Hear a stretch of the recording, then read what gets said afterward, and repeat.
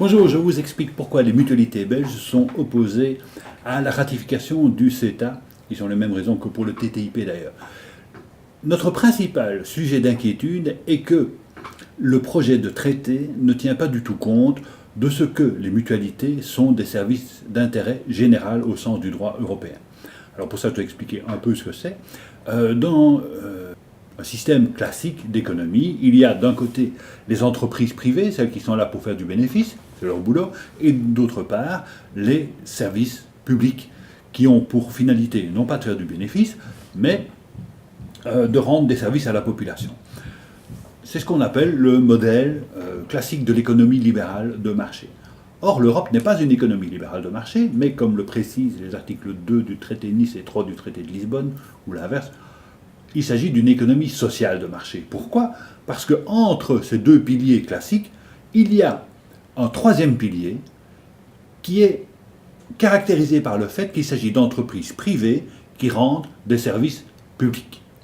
Ce sont les entreprises que l'on a qualifiées de services d'intérêt général et dont les caractéristiques ont été dégagées par la Cour de justice de l'Union européenne depuis une cinquantaine d'années.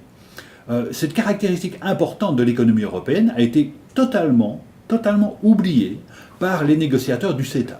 Quand je dis totalement oublié, c'est vraiment totalement. Il n'y a pas un mot qui concerne les services d'intérêt général, alors qu'il s'agit, je le rappelle, d'une caractéristique fondamentale de l'économie européenne. La conséquence de cet oubli est que les règles prévues pour les entreprises privées dans le CETA vont s'appliquer aux services d'intérêt général, aux mutualités, et notamment les règles de la concurrence. Dans le CETA, à l'article 13.2, paragraphe 5, il est bien précisé que les règles du CETA ne s'appliqueront pas aux services publics, mais s'appliqueront dès que le service public décide de recourir à une entreprise privée pour exécuter le service public. C'est bien la figure des mutualités en Belgique. Nous sommes des entreprises privées qui se voient chargées de la mission d'exécuter un service public. Que nous dit donc le CETA dans ce cas-là ? C'est que toutes les entreprises concernées par le traité, donc toutes les entreprises européennes et canadiennes, pourront prétendre à participer à ce marché elles aussi. Et donc on pourrait voir arriver en Belgique des entreprises privées revendiquer le droit d'exécuter l'assurance maladie. Quel est le résultat de ce genre de choses ?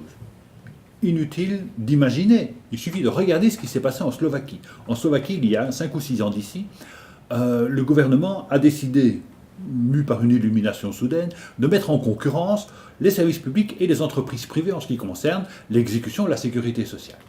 Le but du jeu était de faire des économies, parce que les entreprises privées sont plus efficaces et tchic et tchac. Résultat, après moins de 2 ans, le gouvernement slovaque a dû rompre le contrat qui le liait à une entreprise d'assurance hollandaise, parce que la situation était devenue catastrophique.